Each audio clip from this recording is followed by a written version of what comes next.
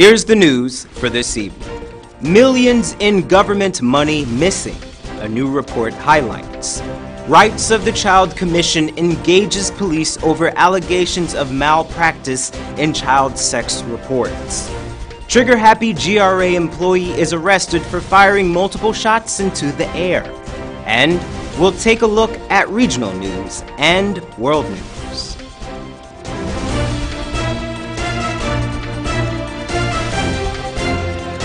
From Sept TV headquarters in South Rival Gardens, this is Sept TV Headline News with George Gonzalez. Headline News is now being streamed live on our YouTube channel. Join us. A new Auditor General report has found millions of dollars missing in Region 8. It also finds that financial documents to support public spending are not being returned in a timely manner, and sometimes not at all. There is also the issue of laws not allowing the Public Accounting Committee to execute actions against those culpable of fraud. Wendell Jeffrey was at the Parliament buildings for the handing over of the Auditor General's 2016 report and filed this report. Over $40 million have been misappropriated, or in accounting terms, cannot be accounted for in the financial district of Region 8. The police have to do their part of the investigation. How much money are we looking at? At present, for just 2016, I think about 40 million, and then we still have 2017. That was the Auditor General Deodat Persat Sharma. He was given an unqualified synopsis of the 2016 audit report. The Chief Auditor noted that complications of the current structure of the laws in the public accounting process presents challenges in prosecuting persons for fraud. The problem they're having is can the Public Accounts Committee meted out disciplinary action against its officers? No. Today, about 3 p.m., the Auditor General presented the audit report for 2016. The report is constitutionally due by September 30th each year. Parliament is in recess, and as such, neither the Auditor General nor the Speaker of the House, Dr. Barton Scotland, could formally address any of the matters highlighted in the report. However, Sharma said that some of the issues that his office encounters relate to the accounting officers submitting their reports late. He said that the reduction in his budget did not negatively affect the compilation of the report. However, he noted that in all his reports, there are recordings of missing vouchers, missing check orders, and other discrepancies. The audit report is also said to contain millions of dollars in suspicious spending on the school meals program, especially in Region 8. The REO for Region 8 was disciplined by the Finance Secretary because he's not responding promptly to the Auditor General report findings. Forensic audit in Region 8, there are some issues there with supply of breakfast items to children. I'm also doing another one also for supplying of items by somebody at Perica to that same region. So they are continuing the special investigation. Mr. Sharma said that this 2016 report reflects several overpayments and efforts will be made to recover the monies. I can't really comment, but I think there have been a lot of overpayments, especially in the report. What are your recommendations for that? Well, we have to recover the money. In some cases, during my interaction with the accounting officer, they were able to recover the money now. Also laid in Parliament today was the report on the Chedi Jagons Airport Access Road. For Channel 2 Headline News, I am Wendell Jeffrey. Thanks, Wendell. A licensed firearm holder employed by the Guyana Revenue Authority has been arrested after he allegedly discharged his 9mm pistol multiple times in public at a popular night spot on Sandy Bab Street, Kitty, early Friday morning. The man was in the company of others imbibing when the incident occurred. According to a police report, at about 1:45 a.m., a policeman on motorcycle patrol caught the 35-year-old resident of Monrepo discharging rounds into the air and promptly detained him and took possession of the weapon, which had 13 live rounds remaining in the magazine. The People's National Congress Reform is hosting a Family Fun Day in Linden in celebration of its 60th anniversary. It is scheduled to start at 10 a.m. on Sunday, October 29, 2017, at the Mackenzie Sports Club ground. One of the coordinators for the event, Minister within the Ministry of Public Infrastructure, Annette Ferguson, described the team sports planned for the day. The events include basketball, futsal, athletics, and domino competitions. In addition, there will also be novelty events. The basketball competition, this will comprise of groups coming from Linden, Georgetown, and Berbice. And this will be one playoffs, right? Good. For the athletics competition, this will be a Grand Prix structured competition, starts at 11 on the field of the Mackenzie Sports Club ground. For the futsal competition, we expect to have 16 teams from across Guyana to compete for a total prize purse of $350,000 Guyana dollars. Despite being hosted by the PNCR, Minister Ferguson stressed that the event is open to all Guyanese. The party has planned games for the entire family. This includes a tug-of-war, sack race, lime and spoon, buns eating contest, quizzes, and bouncy castles. Entertainment will be provided by Linden's Movement Sound System, Father Moe, and Determined Sound, as well as DJ Winston. The PNCR has stated that in the coming days, they will share more of the events planned for October. Tickets are $500 for adults and free for children under 12. For those who are not able to drive to Linden, the party will be offering bus service from several locations in Georgetown. Don't go away. Coming up after the break, a test of patience for opposition leader Bharat Jagdeo, and Rights of the Child Commission engages police over allegations of malpractice in child sex abuse reports. Stay with us.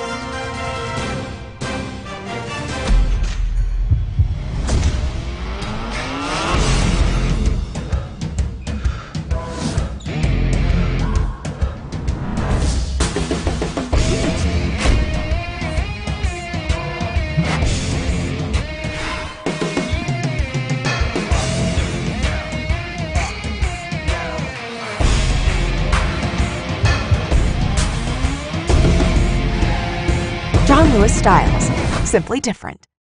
Need a ride around town and beyond? Look no further than Oasis Ride Taxi Service. With affordable prices and some of the best drivers in the business, we've been delivering prompt and reliable service to Guyana for over 16 years. We also offer tours, chauffeur service, and even car rentals. You can call us at 231-5554 or 225-5496. For deals, specials, and more information, find our page on Facebook, Oasis Ride Taxi Service. Let's go. Welcome to Kissoon's Furniture. Find everything you need for your home and more under one roof in our newly decorated showroom. Our locally crafted furniture has been perfected over the last 60 years. From our hands to your home, we also bring to you our newly introduced lines of imported furniture and sleep center, where you can find a wide range of beds and mattresses. Kissoon's Furniture, furnishing homes for over 60 years.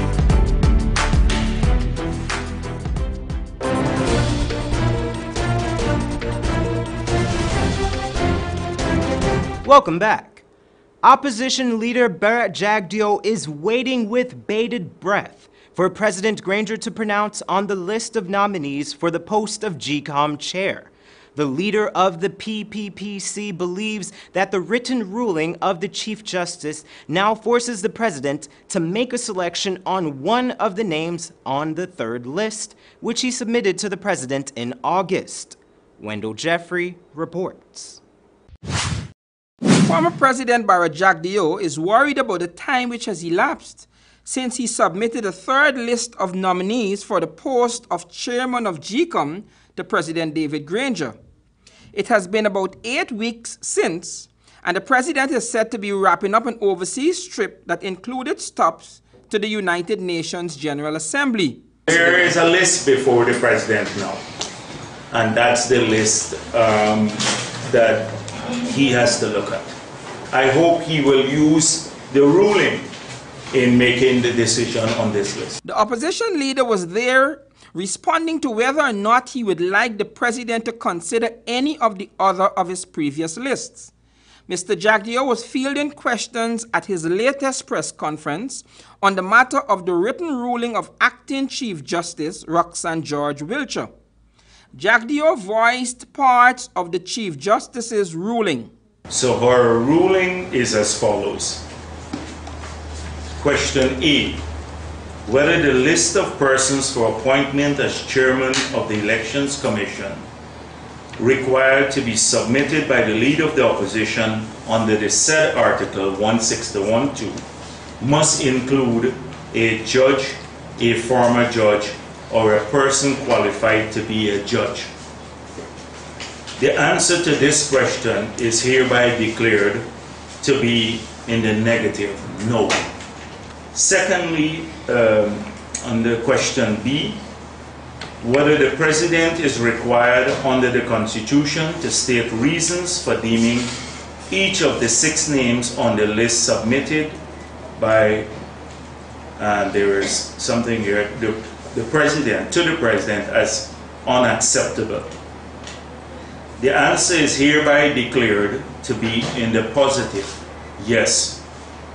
Whether the president is obliged to select a person from the 6 names on the list, unless he is determined positively that the persons thereon are unacceptable as a fit and proper person for appointment. It is hereby declared that the answer is in the negative, no. And D, whether a finding of fact by the president that any one or more persons is not a fit and proper person renders the entire list as unacceptable. The answer is in the negative. He said that while he and his People's Progressive Party agree with most of the ruling, there is one clause that they are examining to decide whether or not to mount a challenge.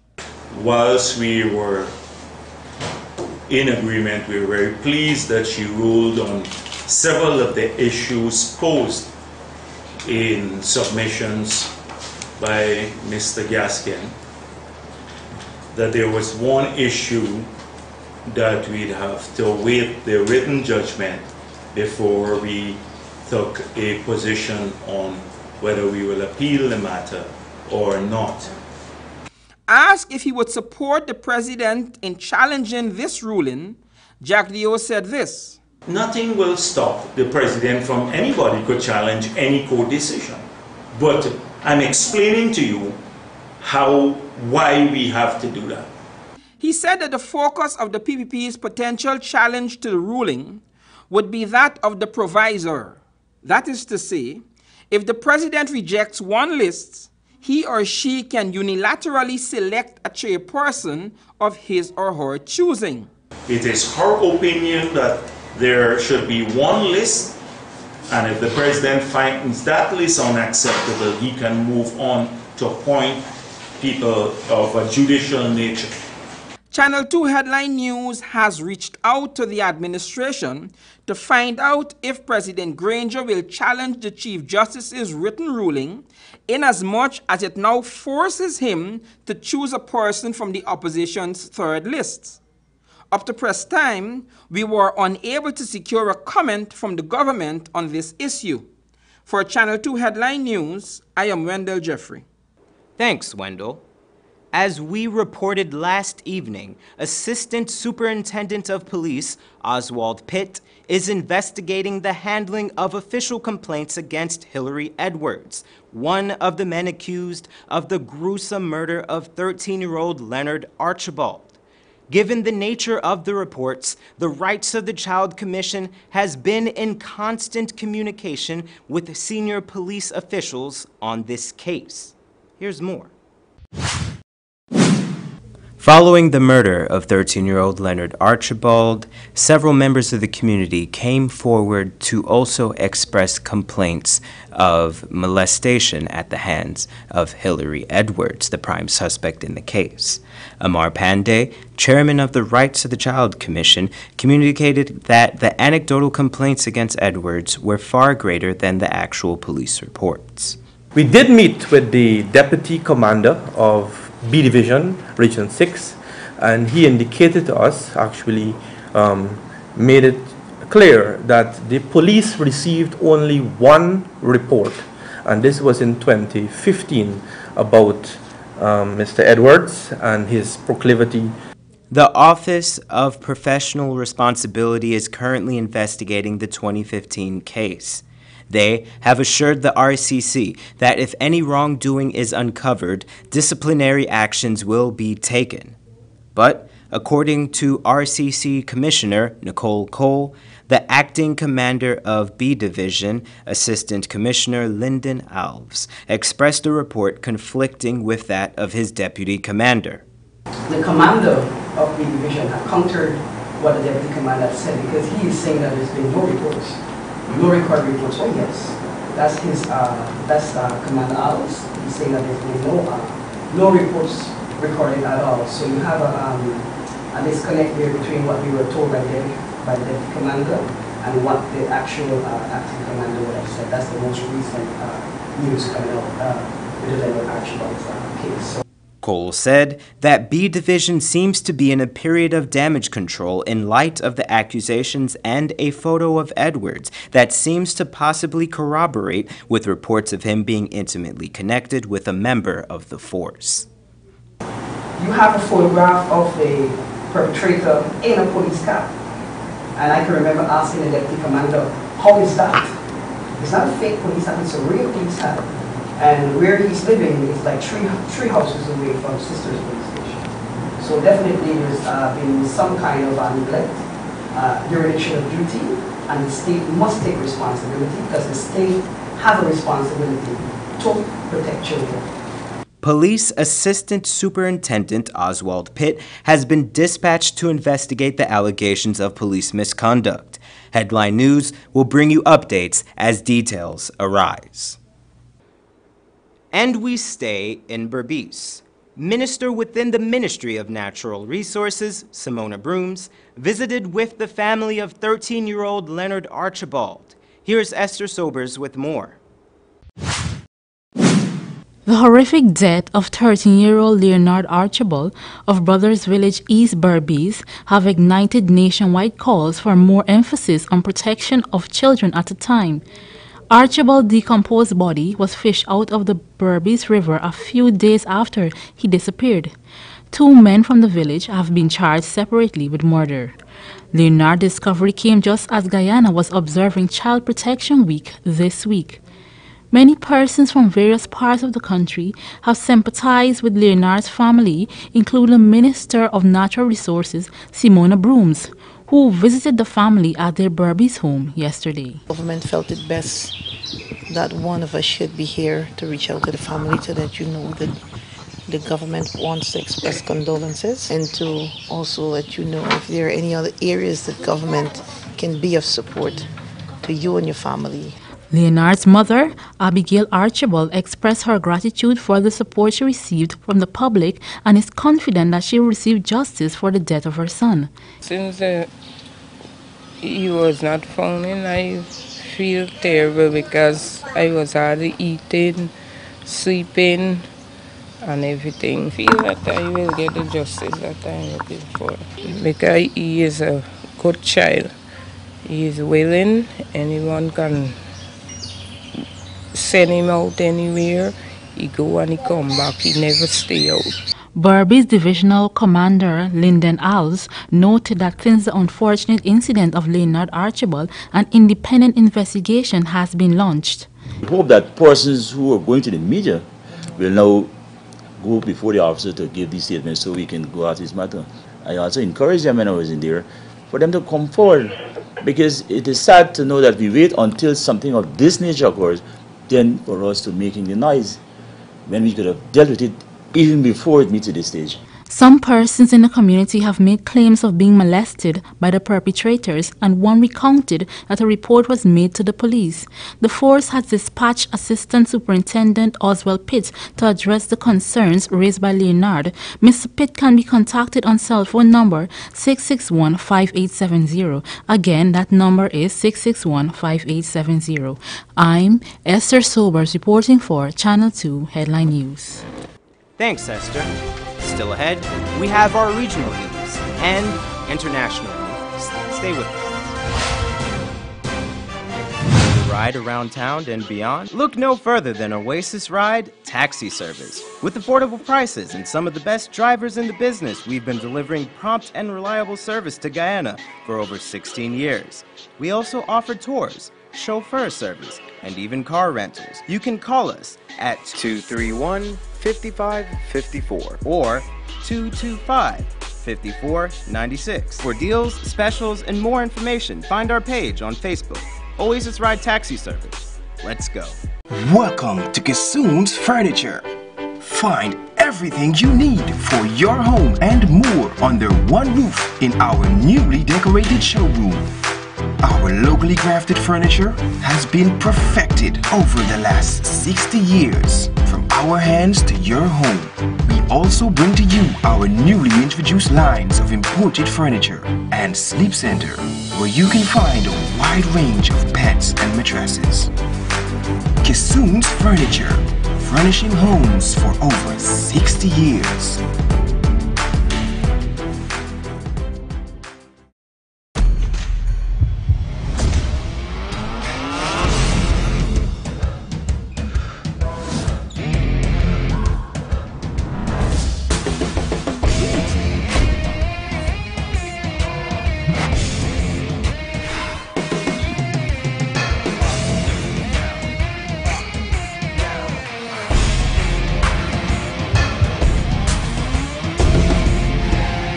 John Lewis Styles, simply different.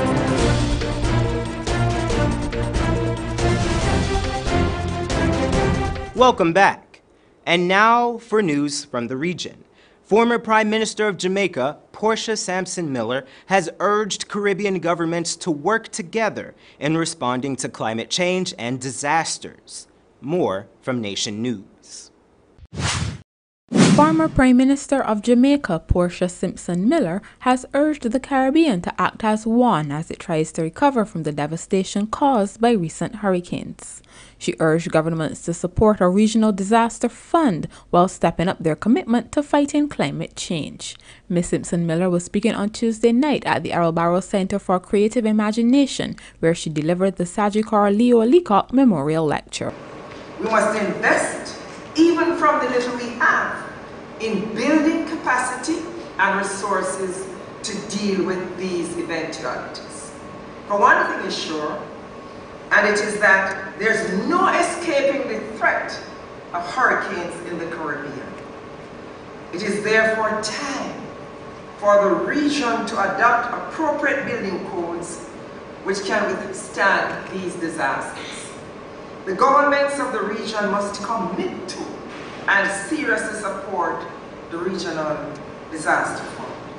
I further suggest that it may well be time to engage the support of international companies who do business in the region, such as the airlines and cruise companies, to contribute to such a fund. Island economies are not resource-rich nations, and one hurricane can wreak havoc, many times our GDP, leading to decades of rebuilding and reconstruction. Let me commend those countries in the region that have already provided assistance to those affected. I encourage others to come on board, because in times of disasters, every little adds up. And remember, as we say in Jamaica, today for me, tomorrow for you. And internationally, Yemen's cholera outbreak is now the worst ever on record. The British charity Oxfam expects 1 million cases by November. Here's more from Al Jazeera. Yemen is fertile ground for cholera. When this outbreak began almost 6 months ago, conditions were perfect to help the disease spread. 30 months of war has stopped virtually all public services. Airstrikes have destroyed water treatment and other infrastructure. Filth is everywhere. More than half of all the health facilities are destroyed or only partially working. Hospitals and clinics that are still standing are overwhelmed, especially with infant and elderly cholera patients. Oxfam says there are more than 5,500 cases a day. Cholera is a very easily treatable disease, but it's very difficult in Yemen with an active war that's happening. It's difficult for people to access healthcare. We have about 15 million people in Yemen who don't have enough access to basic healthcare. And we also have a situation where basic infrastructure and essential services are collapsing. The fighting in Yemen between Houthi fighters and a coalition of countries led by Saudi Arabia has killed more than 5,000 civilians. Another 3 million have been forced from their homes and are most vulnerable to cholera. They're weak from hunger and have little money to buy medicine. The war is making it difficult for aid agencies to get into Yemen. Oxfam and other help organisations say obtaining visas for cholera specialists can take up to 2 months. Medics who do get in say it's difficult to move around freely because of military restrictions. Bernard Smith, Al Jazeera. And that's Channel 2 Headline News for Friday, the 28th of September 2017. As we take our leave, we invite you to find Channel 2 Headline News on Facebook, YouTube, and ch2headlinenews.com. You can also tune in Sunday morning at 6:30 for a rebroadcast, and Monday evening at 7 o'clock for more news. For now, I'm George Gonzalez, signing out from this newscast, saying thank you for welcoming us into your homes, and do have a blessed weekend.